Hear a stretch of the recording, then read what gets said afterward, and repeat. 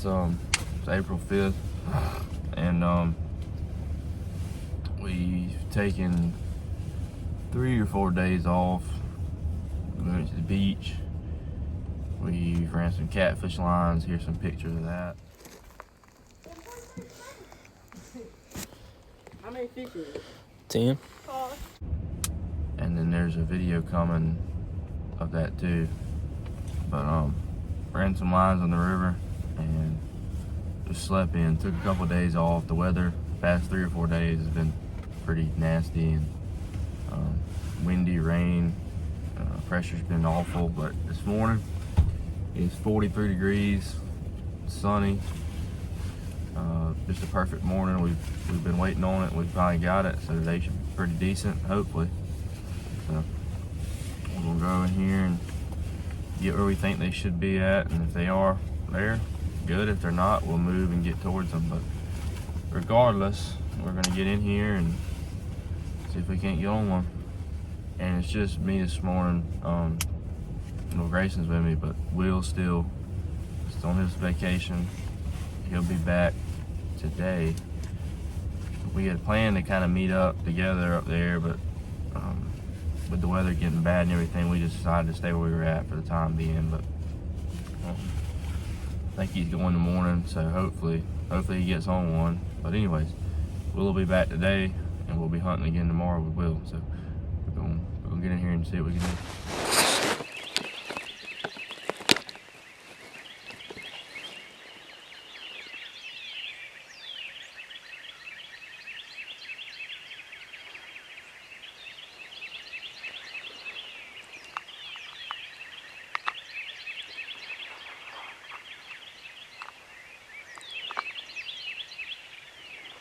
As these birds start gobbling, they're roosted in the field behind us, but I thought that was okay since normally they work to the field that we're already set up in.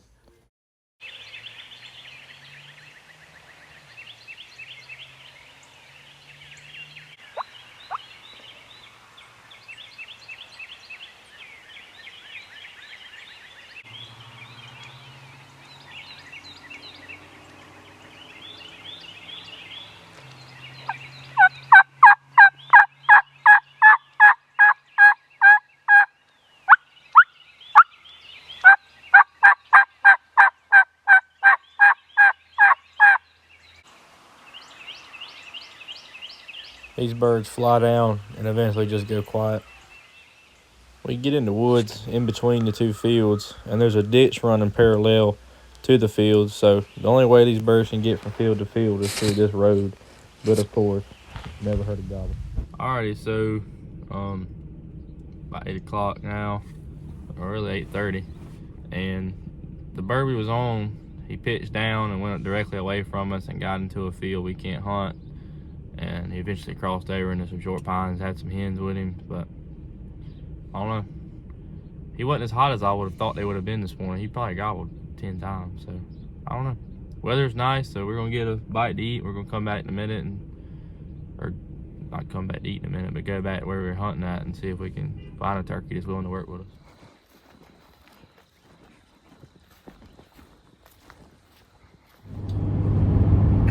All right, so we went back in there and attempted to strike another turkey, and it didn't go good. So we didn't even really film. We just kind of sat there for a little while and just trying to see what we can do. So actually, almost 12 o'clock now. Man, it's frustrating. You know, it's beautiful. You can see behind me, it's beautiful. Bluebird skies, and there's not a cloud in the sky. It's 60 degrees, and turkeys aren't gobbling, but they're just end up. I don't know if it's just the property we hunted this morning or just everywhere. I don't know. It's weird. But talked to Will, hadn't any luck, and he's gonna be heading home here within the next hour. He should be home in 3 or 4 hours. So we're gonna attempt to roost a bird tonight. I'm not sure if we are or not, 100%, but we're gonna get back after him in the morning. That's all you can do is keep after him, and as we've already seen one time this season, luck can change quickly. It can drastically change in your favor, and when it does, man, does it feel good. So we're gonna keep after them, and hopefully we'll get on a bird that's hot and lonely, and just keep after them. All right, Morning, it's Friday, April 5th. It's about 5:45. Weather's nice this morning, man. It's 47 degrees. Supposed to get up to about right at 70 today. No wind, no clouds. Good day. It's been warm all week. I haven't been hunting. I haven't gone any this week. Up until today, I just had to focus on work a good bit this week. Had a lot to catch up on with work this week, and just honestly kind of need to give my brain a break from turkey hunting. It's been a frustrating year. Dealing with a lot of henned up turkeys and just turkeys that ain't responsive, and it's been aggravating. So I've kind of wanted to clear my head. I actually haven't hunted since last Saturday, so I woke up Easter morning and decided I'd give it, focus on work real good this week and get back after them hard from here on out this morning. So I'm still up in Williamsburg County. I've been up here a little over a week now. Charlie's back home still, grinding it out. He's hunting hard almost every day, and he's getting on some birds, but just still dealing with the same stuff, just grinding it out. Got to keep pushing forward. Sooner or later, they're going to start breaking off from those hens pretty good. Usually the first 2 weeks in April, usually the best time to hunt in South Carolina, so they get real hot and gobbling picks up, and weather's pretty much perfect for them by now. So it's actually been real warm all this past week, but I mean, it got up to, I think it was 86 on Tuesday, and then it just dropped as the week went on. So looking forward to getting after them this morning, hunting a place I've never hunted before. I've been up here.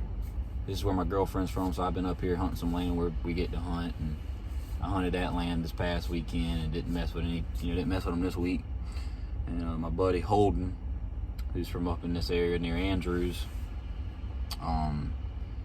he got some property with some birds on it, and we got together yesterday afternoon after work and scouted this place and saw them in the field, know kind of what they're doing. He's been watching them, and I actually originally had planned on this weekend filming him up here before I go back home sometime this weekend to get back with Charlie and hunt around home.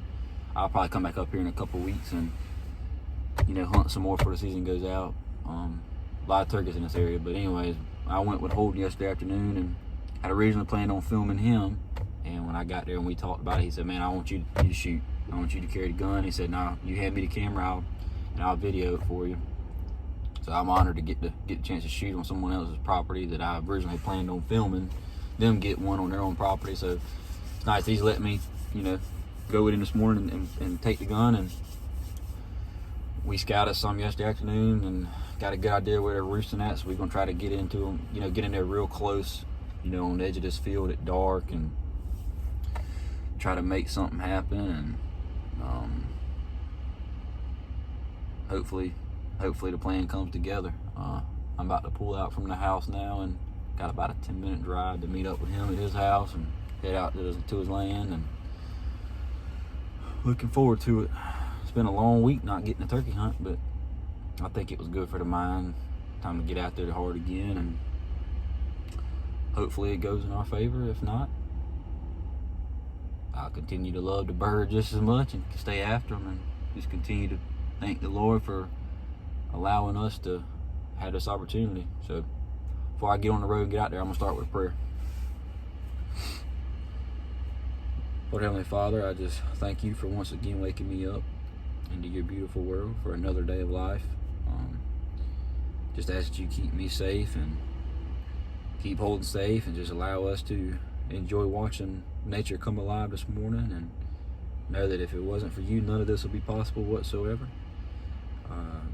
Just continue to bless us. We continue to honor you, give you all the glory, no matter the outcome. We give you all the praise and all the glory, and we are so undeserving of your undying love that you have for us to allow us to do the things we love to do, which is turkey hunting and being outdoors. And ultimately, this is our way of giving back to you and thanking you for allowing us to chase these amazing animals, Lord. And just come this morning to ask you to keep us safe and allow us to have a good time no matter what. We ask all this in your name. Amen. All right.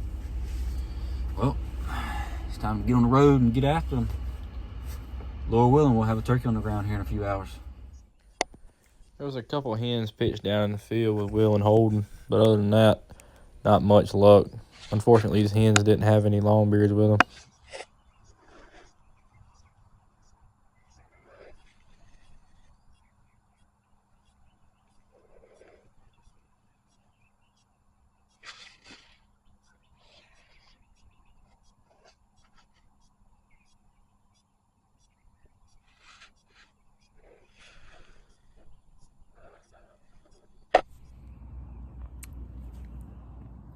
Well, I don't know how good the footage was, or if we were even able to get any good footage. We got in this field.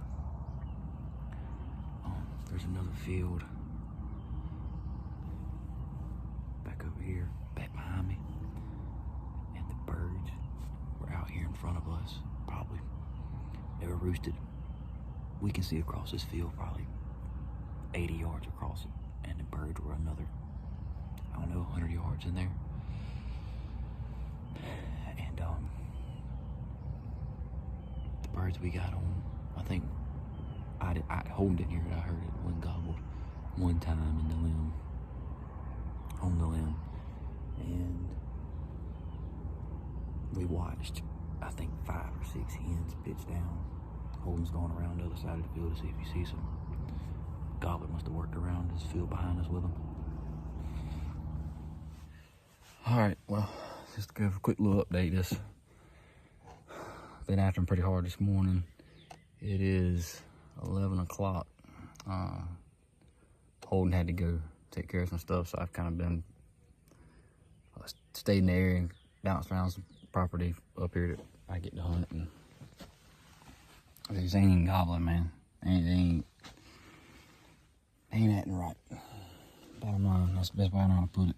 I would think by now the birds would be, split from the hens pretty good. They bred them, most of them, for the most part, but they just ain't gobbling or nothing. I've done, this is right here since I parted with Holden at about 9:30, and this is the second place I've tried to strike one up, and there's birds here, they just ain't gobbling. So I got to get on the road and head back to Barnwell, meet back up with Charlie, and hunt back around home this weekend.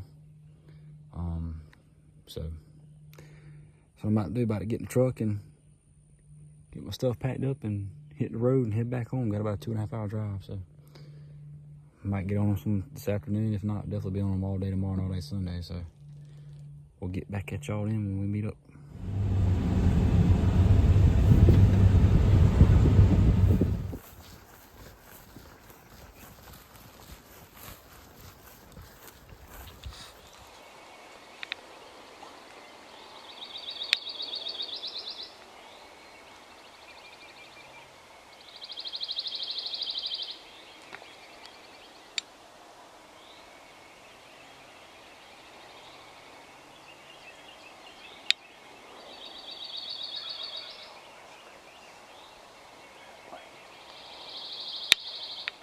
These birds gobbled really good in the tree, but hit the ground, got with hens, and went quiet. All right, so we didn't really give a morning interview because we got in here late. Not gonna call names here, but somebody was late. But anyways, we roosted these turkeys last night. There was a wad of birds back here, and turkeys doing what turkeys do. They're on the other side of the property line. About 8 turkeys gobbling. Started gobbling at about 6:30 and hit the ground. None. So we're gonna grab a bite to eat and come back and see if we can strike one up later.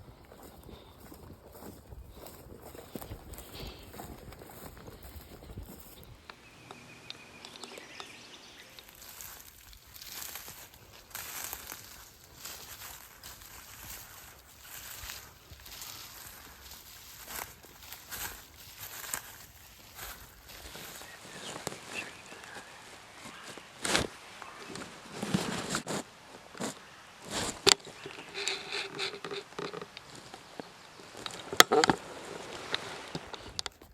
our setup right there. Camera, wheel. Pretty good setup. Just hadn't heard the bird yet. Set up on this big ridge top. There's a big bottom down there, but nothing so far. All right, we've split off from Will and Wayne. It's about 11:30 right now. This continues to be rough, and that's part of turkey hunting. But wouldn't have it any other way. I wouldn't want it to be easy. I love this stuff because it's hard. You know, the difficulty of this was what drives us, and you know, I wouldn't want to be tagged out right now on April the 6th. I can tell you that. I don't want to be working hard at it. So I had to go check a property that I struck a turkey in earlier in this year, and I actually missed him. But we can go see, walk back there, yelp a couple of times. If we don't hear a bird, get on out of there. I think me and Will are going to go try somewhere this afternoon. So I don't know. We'll just keep after them. Like I said, we're going to try somewhere this afternoon, try to roost one for in the morning, and just stay after them, man. That's all you can do. You know, when they got hens, it's hard to kill a turkey with hens. It's even harder to kill a turkey with hens when you ain't got one. So, like I said, we hunted hard this morning, and the weather's beautiful. So, no better day to kill one than today. So we're gonna keep trying. So far, keep trying. Got one more little spot I want to check. Listen, here in the next couple weeks we'll start kind of setting up and calling for a while. Go ahead and do that early in the season and later in the season, but right now, trying to find a lonely bird. However, our main focus right now. Alrighty, it's about 4:30, and just woke up from a nap. Boy, was it a good one! Slept like a baby for the first time in a week or two. So, we can go in here and try it and see. It's either gonna go two ways. Either we hear a bird and we kill it, or we don't. I mean, it is what it is. So we go ahead in here and give it a shot.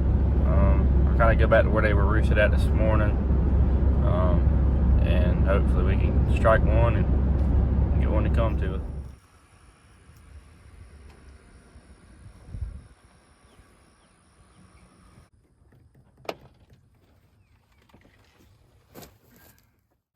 We get set up and plan to sit here for about an hour or two, and about an hour in, a bird gobbled, and he's coming quick, so we get ready.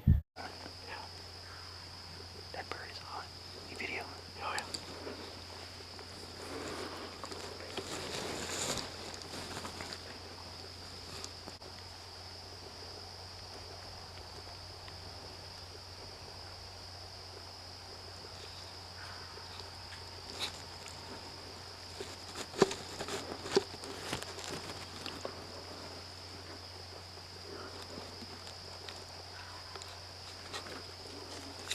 Oh, look, don't call, just let him go. He's back to see that decoy. I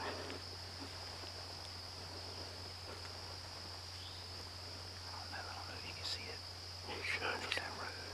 He's coming in, don't call. I don't think that decoy is in the road. Come on, baby. When he gets to that first gap, can you shoot to the right a little more? That right there? Yeah. How far is that? Not far, 30 yards maybe.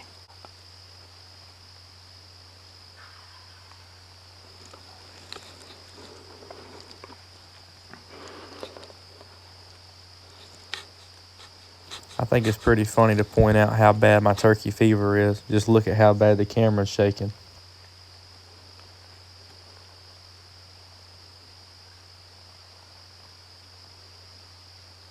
The feeling that we're experiencing right now at this moment is exactly why we do what we do. He's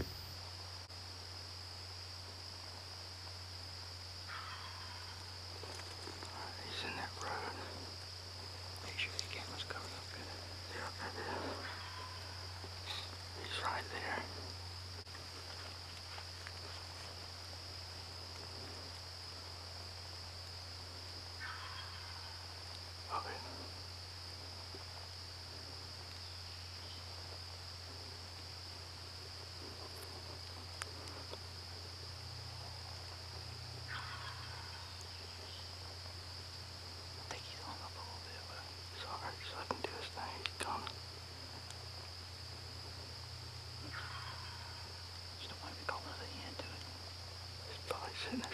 strutting running.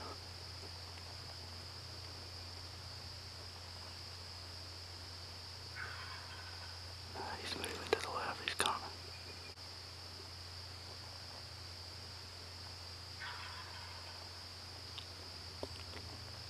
They called a scratch and clucking bird. I don't think he sees that decoy. I need to give him a noise or something. Make him think he's still right here.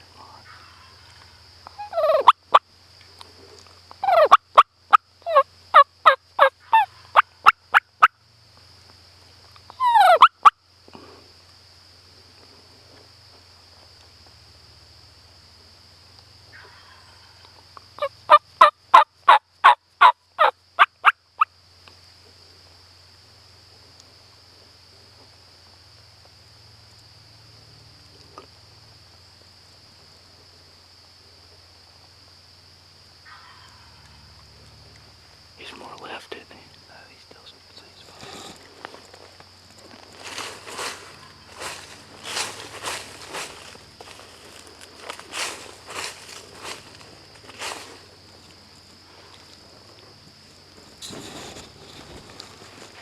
Oldest trick in the book right there. Soft calling and scratching the leaves to break him off.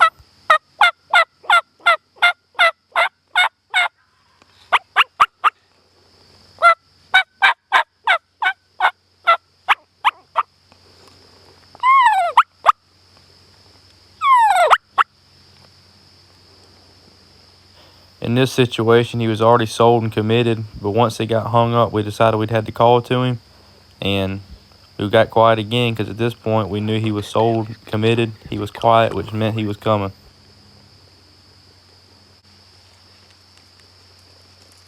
He's gotten quiet. He's moving.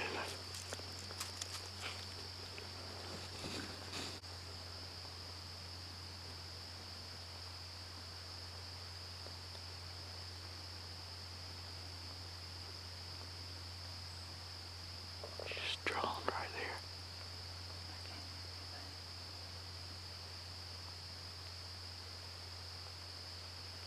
There he is. Yep, walking right the wing. Close. Get back to see him. I don't know yet. He's strutting. You see him now. Right there.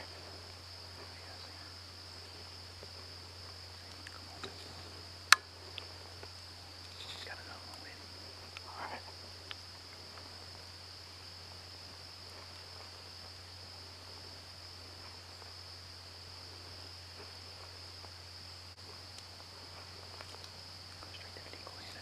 Yep. I don't know yet. Can you tell? Slow, we will. Slow, slow. Slow, real slow.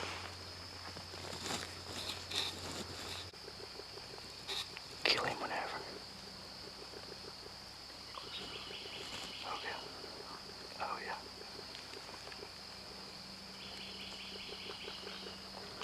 You want to get his head up?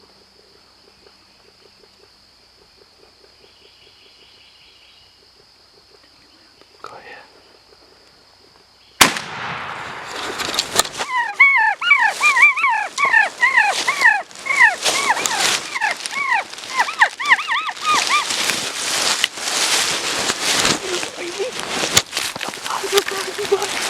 Good game. Oh yeah.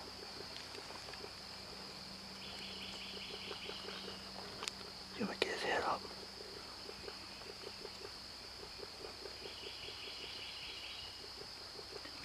Go ahead. Let's go, son. Alright. Well,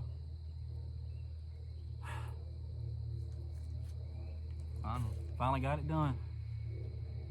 I never would have thought that we would have got it done at 6:30 in the afternoon. I mean, the weather's perfect. Oh yeah. We said it this morning. You know, it wasn't supposed to get above 65 degrees today. So, and I'm not sure how good I got on video. I pray I did, but it happened so fast. I mean, we'll kind of go through and run down and talk about what just happened, but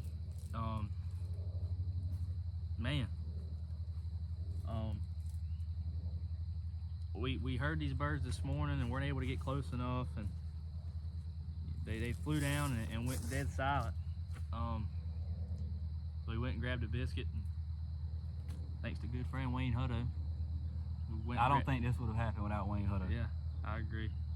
He So we want to give you a shout out for when you watch this, Wayne, because you know when you turkey hunt long enough, you're gonna have more unsuccessful days and you're gonna have good days. And this year, what's the day, April 6th? We've been hunting for about what, 2 weeks now. It's been a lot of unsuccessful trips into the woods, and you get frustrated, you get mad, you get aggravated with them, and you just think, you know, God, why does it keep happening like this? And after this morning, we had a great hunt. Yeah. But I mean, you know, my mentality was, I'm not gonna lie to you. Charlie texted me. I went home, got a nap. Charlie texted me and said, let's meet out at the property. It was the property we were hunting.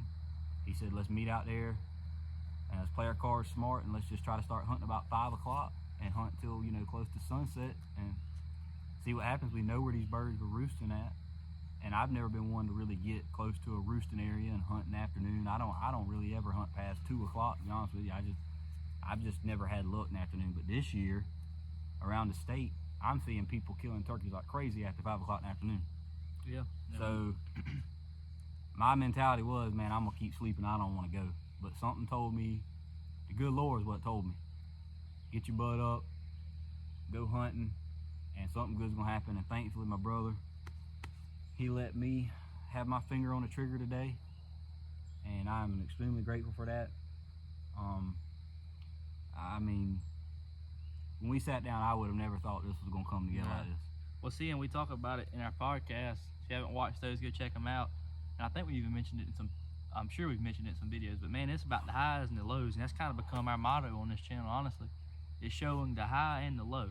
And there's more low than high throughout every season. But today started with a high, knowing where they were roosted at, and it real quick went low. And we sitting down over there about 30 minutes ago at another low. Sitting there, ain't heard crap. We didn't hear a turkey we sat there for 30 minutes, didn't hear a bird gobble. And no kidding, as we were, I'm sure you were thinking about it, was in my mind. I was thinking about going. Yeah, let's get up. Yeah, let's get on out of here. I started watching baseball on my phone. Yeah, we were watching Clemson baseball, and Will started yelp on a slate call. And I don't want to take credit. And I don't want to take credit. I'm not that kind of hunter, but sometimes certain scenarios work better in your favor. And Charlie's very good with his mouth call of doing the light purring and it's not a kiki, but it's like clucking and purring and whine. whining. And I don't know that these birds, when we struck this bird, what time is it now? 6:30. We struck this bird, we sat down at what, 5? We struck this bird, I think at 5:45. We sat there at calling every 10 minutes. He was just soft mouth, you know, yelping with the mouth call every 10 minutes. And I finally thought to myself, you know, in my head, I was like, maybe they're not hearing Charlie's call. Maybe they're not hearing it.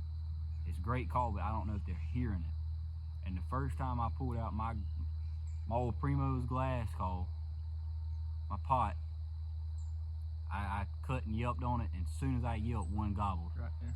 And he was probably, at the time, he was what, probably 200 from us? Yeah, 200, 250, but he gobbled, he answered that call, and then within 15 seconds, he gobbled again.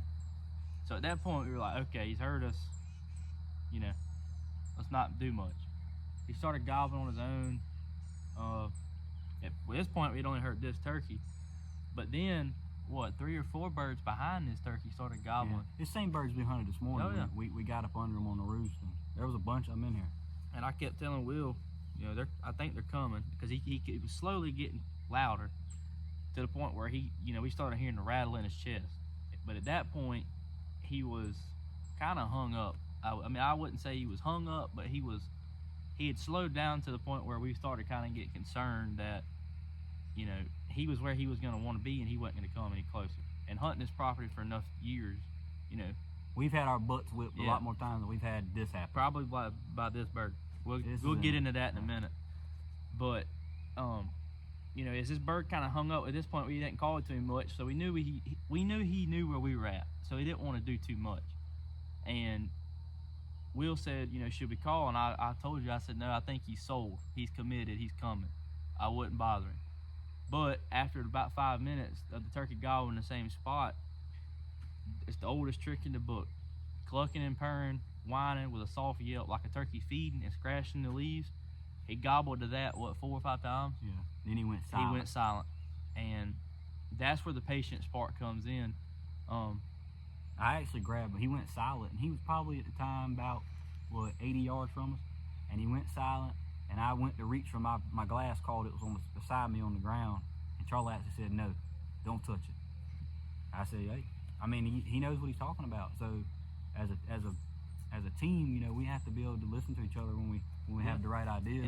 And to kind of explain it, I just like I said, I felt like that bird was sold and committed. And I seen a video earlier, an old guy talking about turkey hunting, and he said, you know, when a bird's committed and a bird's sold, you can't do anything else. It's on his timing. Turkeys have no sense of time other than flying up and flying down. It's in his time as to where if he's going to come to you and when he's going to come to you. And a bird like this, an old turkey or a turkey in general, they are in no rush whatsoever. And like I said, he went quiet, and about that time, you know, I told Will, I said, he's silent, he's moving. And sure enough, 2 minutes later, I heard drum, like super close. And, you know, I told Will, I said, he's drumming, he's got to be right here. And 2 minutes later, I seen the other turkey that was with this turkey. He wasn't strutting. He come walking down the lane, right here in front of us. We're in this little creek bottom right here. He come walking up this lane, and we had a hen decoy out. That's it. A feeding hen decoy, and he come up the lane, and I thought it might have been just that one bird for a minute, because this turkey was the only one gobbling that was coming to us. But the looker, he came up first. The looker came up first, and then behind him, all I seen, I didn't see this bird at all, but I seen his fan, and I'm talking about a big fan. Like, I mean, beautiful though. It's just the way the sun was hitting it. And let me tell you something. Charlie saw him before I did, but when he got to about 40 yards behind the decoy, and he come like to circle around her, the looker came up, you know, in front of him. But when I saw that white head just tucked in there, full blown strut, that's a feeling that, man, I don't know how to describe it to you. If I could tell you what my body was doing when I was holding that gun on him and I was just had that bead fall on his head, you know, I can't explain that feeling. Yeah. I was almost in shock, like I couldn't pull the trigger. Charlie actually kept telling me, I think I'm on him if you want him. I'm on him if you want him. Well, I say that, but I don't know. I was saying that because I was getting nervous. Like when I miss turkeys, I get super antsy and I want to shoot. So I wanted to get it over with, because I was starting at that point. My heart felt like it was literally about to erupt out of my chest. But I think he came in to about 20 yards, and let me tell you something. Ain't never been shot before. This bad boy right here is the Beretta A300 Ultima 12 gauge. Pinhoti True Lock. With the Pinhoti True Lock choke, and I'm shooting Federal TSS. You know, everybody's on this, you know, we shoot Verdict, and we shoot Rogue, and we shoot Apex, and that's all great stuff. But man, I laid one down good with the Federal last year, and let me tell you something. I was in shock. Charlie, I don't know if he got on camera, but when I shot the bird, I kind of just pulled my face mask down and just sat there. Because I was amazed, and I saw the other turkey kind of running off.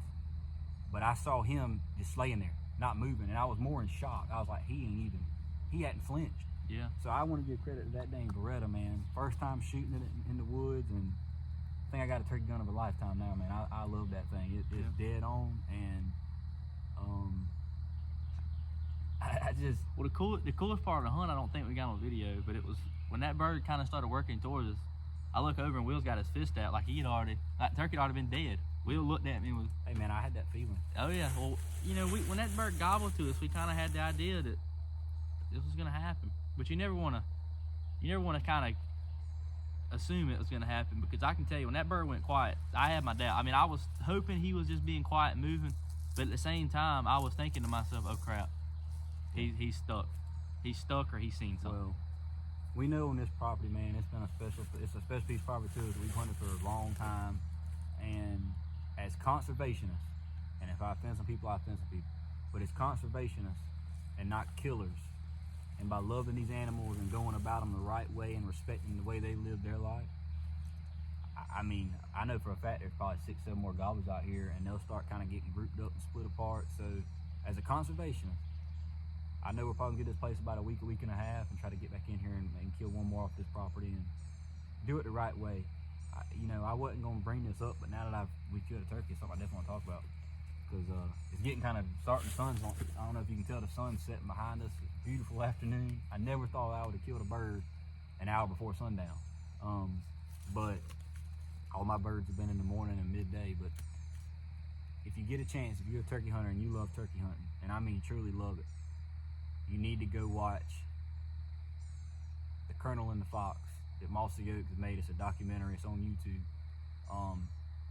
When I saw this bird coming in, that's literally, other than making it happen, that's like the one thing that I was thinking about that documentary, because I watched it and I kept choking up watching that thing, seeing those older generational guys, everything they put into making sure these things are still around.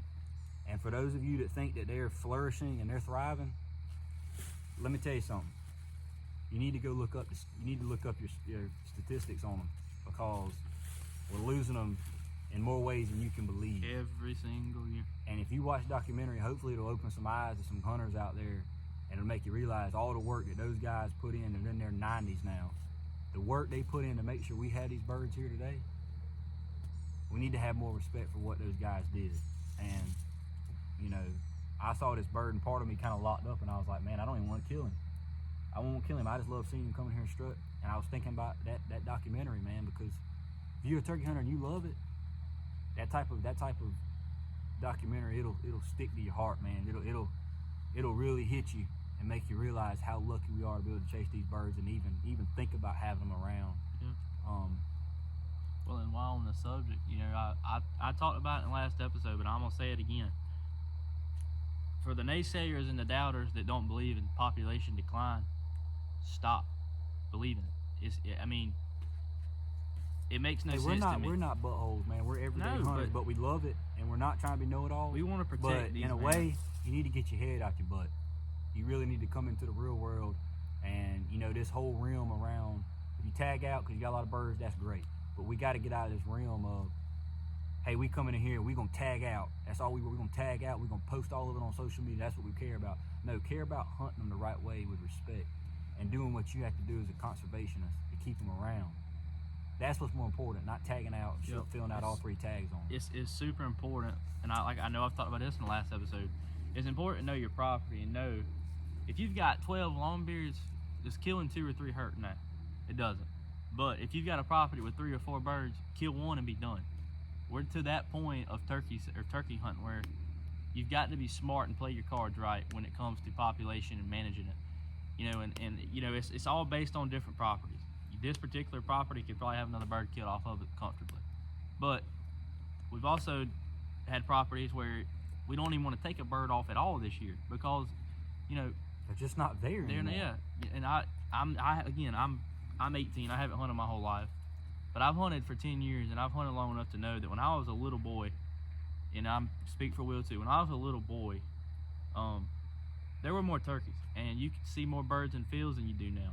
And now to the point 10 years later from when I started hunting, it's a grind. It's more of a grind every year. You don't see as many birds as you used to. We wanted to talk about this earlier, and I think this is a perfect segue into it. This is a true account. Test me if I'm wrong. We were in Hardee's this morning, and this older fella, and I'm not going to make any judgment and say this guy doesn't turkey hunt. Well, he probably never has turkey hunted. No, he's never. That's what I was about to say. I'm not going to say the guy's never turkey hunted, but just by looking at him, I'd say he probably hadn't turkey hunted before.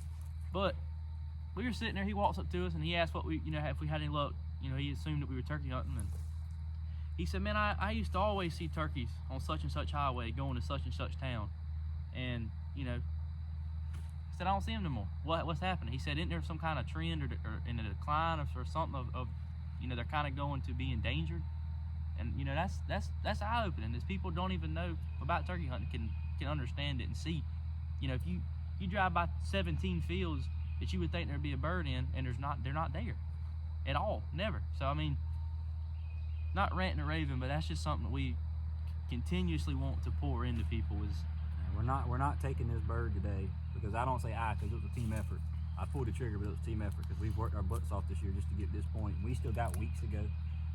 But this was a great opportunity to not talk about, well, we just killed a turkey. It's about what else goes into killing this bird. Yeah. Put and some what meaning. you have to do after you kill a bird.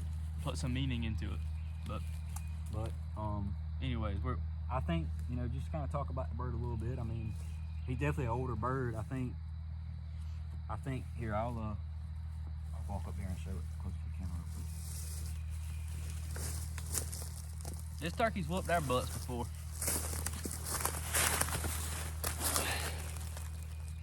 I think those are probably about 1.25 inches, you'd say, spurs. 1 3/8. He ain't got the biggest beard in the world. But look at the head on him. You can see that. Yeah, you see it right there. Oh yeah, they see it. Probably about 9.5, maybe 10. But that bird weighs. We can't weigh the bird on camera, but I can promise you. I mean, we can, but I'm saying that's by far the biggest, heaviest bird I've ever seen. And I told Will, I probably said it 100 times to him. This turkey looks like an Iowa or a Kansas turkey. He's a big old brute. Yeah, I mean, look at it. That's the first thing I noticed. I've never seen a turkey head that big.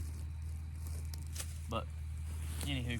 But before we go, I think, you know, ultimately is we like to use this as a platform, you know, for other Christians out there and for even lost souls. Maybe understand how important our faith is to us, and we know without that faith and without Jesus Christ, these animals wouldn't be here. Without God, we wouldn't be able to do it. We wouldn't be able to do what we love, and it's important to understand that none of this will be possible. We can call good, we can pull the trigger, but it wouldn't be possible without God putting these animals here for us. And that's why it's important for us to take care of them. I know it's hard to say take care, but you kill it. But there's a reason behind that. It's conservation. It's not killing. But before we leave, I think, you know, we need to. Well, yeah. Real quick, I just want to say I say it most of us, but man, we are truly blessed, and we're not worthy to chase these birds. These birds are a lot more worthy of things than we are, and like I said, that's just kind of went down. I mean, we're not worthy, and we're blessed. I think some of them have a degree from Harvard. Yeah, oh yeah. This one probably has had. He's had his fair share of hunts. He might have one from Yale too. I mean, these birds have. He definitely ain't got one from University of South Carolina. But anyways, we won't get into that. But before we go, I think we should pray over this bird and give thanks and appreciation for this happening. Absolutely. Go ahead. Dear Lord, Heavenly Father, we just come to you as the sun sets on another beautiful, beautiful South Carolina Turkey Woods afternoon. We thank you for allowing us this opportunity. Without you, none of this is possible. Easter was last Sunday, and without Jesus Christ dying on the cross, Lord, we would not have these opportunities to do what we love to do. And as a Christian, we are so thankful to get in your creation in the wilderness and hunt these animals. Although it's hard, it's full of ups and downs, highs and lows, you stay with us and you keep us on the course, and when you feel like it's your timing, not our timing, you allow it to happen for us. And Lord, I know Charlie as well as myself, we are so grateful for what you allowed to happen for us this afternoon, and we will continue to just feel extremely blessed for getting to do what we love and chase the wild turkey. We just ask you to keep us safe and glorify everything in your name. Amen. Amen. Thank you, buddy, and thank you, Lord. Love you, man. Love you. That's awesome. Real quick, before this video ends, I want to kind of come on here and talk about something. You know, we're not the type to brag about anything, and you know, killing a turkey and it having size to it is not what it's about. But it's about you know, what the bird gives to us as far as enjoyment and excitement and the chase that goes into turkey hunting. But I think it is pretty cool to share with y'all something. When this bird was killed, we kind of had the idea that it was a pretty big bird, you know, just by the size of the head and the weight and that sort of thing. But got home, before we cleaned it, we weighed it, and the bird weighed 24.5 pounds. We went and looked it up, and as of 2008, the South Carolina weight record is 24 pounds.